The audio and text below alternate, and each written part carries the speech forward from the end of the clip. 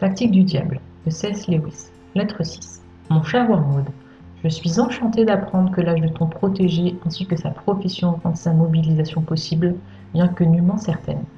Nous voulons le garder le plus possible dans l'incertitude, afin que sa tête fourmille de visions d'avenir contradictoires qui entretiennent à la fois ses espoirs et ses craintes. Rien ne vaut l'incertitude et l'anxiété pour barricader l'esprit d'un homme contre l'ennemi. Il désire que les hommes se préoccupent de ce qu'ils sont en train de faire. C'est notre affaire de les faire penser à ce qui pourrait leur arriver. Ton protégé aura sans doute adopté le principe qu'il doit se soumettre avec patience à la volonté de l'ennemi. Ce dernier entend avant tout par là qu'il accepte sans récriminer l'épreuve du moment présent, l'angoisse de ce temps d'attente. C'est à ce propos qu'il doit dire « que ta volonté soit faite ». Et c'est pour pouvoir porter chaque jour ce fardeau qu'il recevra son pain quotidien. À toi de veiller à ce que ton protégé ne considère jamais l'angoisse de ce temps d'attente comme la croix dont il doit se charger, mais uniquement les choses qu'il appréhende. Celles-ci, il doit les regarder comme la croix à porter, en oubliant qu'elles s'excluent mutuellement et ne peuvent, par conséquent, toutes lui arriver, qu'il prenne son courage à deux mains et qu'il s'exerce à la patience. Car il est quasiment impossible d'accepter à l'avance une douzaine de sorts différents et hypothétiques, et l'ennemi ne prête guère son concours à ceux qui se lancent dans ce genre d'entreprise.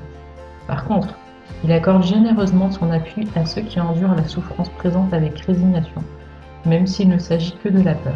De ce fait, elle est bien plus facile à supporter. Il va d'une loi spirituelle de première importance. Je t'ai déjà expliqué que tu peux réduire considérablement l'efficacité des prières de ton protégé en détournant son attention de la personne de l'ennemi pour la fixer sur son propre état d'âme. D'autre part, il lui sera plus facile de maîtriser sa peur si son esprit se détache de la chose qu'il redoute pour se préoccuper de la crainte en elle-même, la considérant comme une fâcheuse disposition. Et s'il regarde sa peur comme la croix qu'il a portée, il la mettra automatiquement sur le compte de son état d'esprit.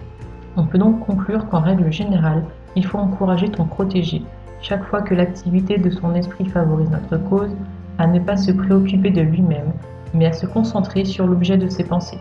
Par contre, lorsqu'elle est favorable à la cause de l'ennemi, il faut le replier sur lui-même.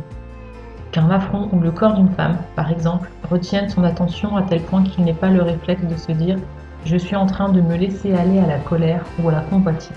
Par ailleurs, que ce genre de réflexion, mes sentiments sont en train de gagner en ferveur ou en charité, fixe à tel point son attention sur lui-même qu'il perd complètement de vue notre ennemi ou son prochain. En ce qui concerne son attitude en général à l'égard de la guerre, il ne faut pas trop se fier à ces sentiments de haine dont les hommes aiment tant à débattre dans les périodiques chrétiens ou antichrétiens.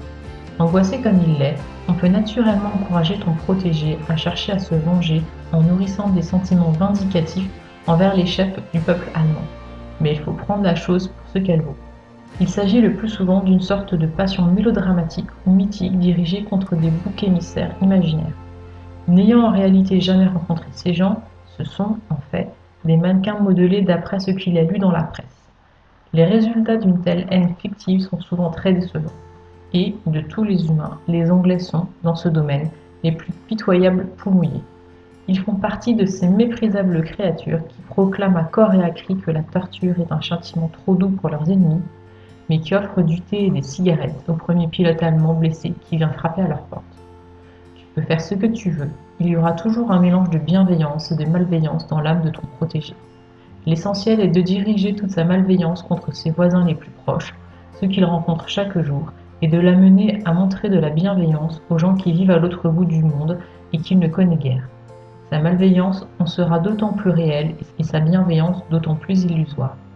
Cela ne sert à rien d'enflammer sa haine contre les Allemands si, en même temps, entre lui et sa mère, ou son patron, ou la personne qu'il rencontre dans le train, se forment de pernicieuses habitudes inspirées par l'amour du prochain.